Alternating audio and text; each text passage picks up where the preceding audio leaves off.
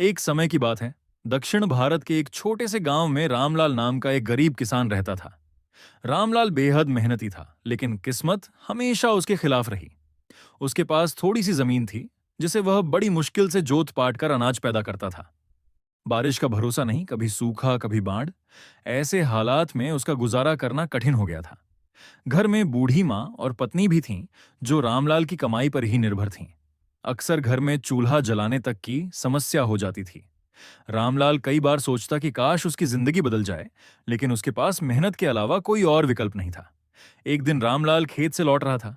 धूप बहुत तेज थी और भूख प्यास से उसका गला सूख रहा था।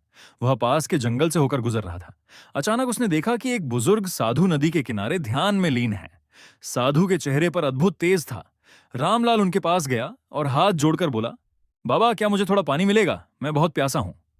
साधु ने आंखें खोली और मुस्कुराते हुए कहा, तूने मदद मांगी है, इसलिए तुझे मदद जरूर मिलेगी।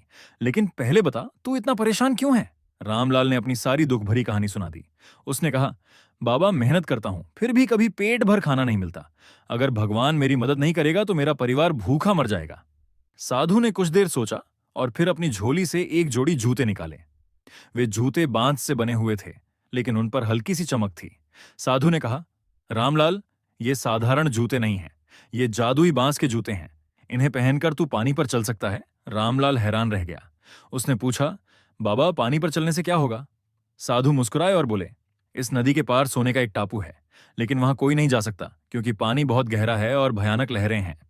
ये जूते पहनकर तू उस टापू पर जा सकता है और जितना चाहे खजाना ले सकता है। लेकिन एक बात याद रखना, लालच मत करना। जितना जरूरी हो उतना ही लेना, वरना ये जूते तुझसे नाराज हो जाएंगे और तेरा सर्वनाश कर देंगे। रामलाल की आंखों में खुशी के आंसू आ गए। उसने साधु को धन्यवाद दिया और जूते पहनकर नदी की तरफ बढ़ा। जब उसने पानी में कदम रखा तो आश्चर्य हुआ कि उसके पांव डूबे नहीं। वह ऐसे चल रहा था जैसे धरती पर चल रहा हो। वह नदी पार कर गया और उस टापू पर पहुंच गया। वहां सोने चांदी के ढेर लगे थे, हीरे जवाहरात बिखरे पड़े थे। रामलाल की आंखें चौंधिया गईं। उसने सोचा, इतना खजाना, मेरी तो किस्मत ही बदल जाएगी। लेकिन उसे साधु की बात याद आई, लालच मत करना।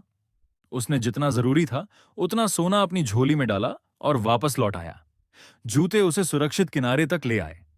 रामलाल के पास अब इतना सोना था कि उसकी गरीबी हमेशा के लिए खत्म हो गई। उसने घर बनाया, मां और पत्नी की सारी इच्छाएं पूरी की, गरीबों की मदद भी की। लेकिन इंसान की फितरत है कि जितना मिलता है उतना और चाहता है। कुछ महीने बाद रामलाल के मन में ख्याल आया, मैं फिर से क्यों ना जाऊं और सोना लाकर गांव का सबसे अमीर आदमी बन जाऊं। उसने फिर जूते उठाए और नदी की ओर चल पड़ा। इस बार उसने साधु की बात बिल्कुल नहीं सोची।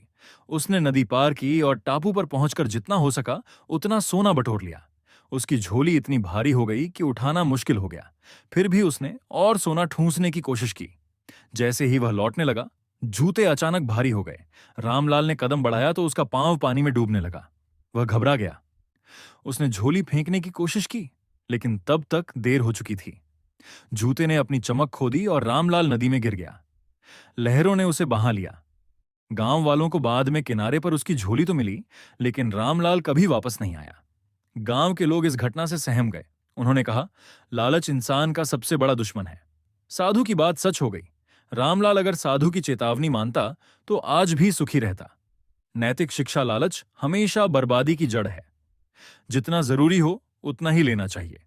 इंसान की सीमाएं समझना ही सच्ची समझदारी है।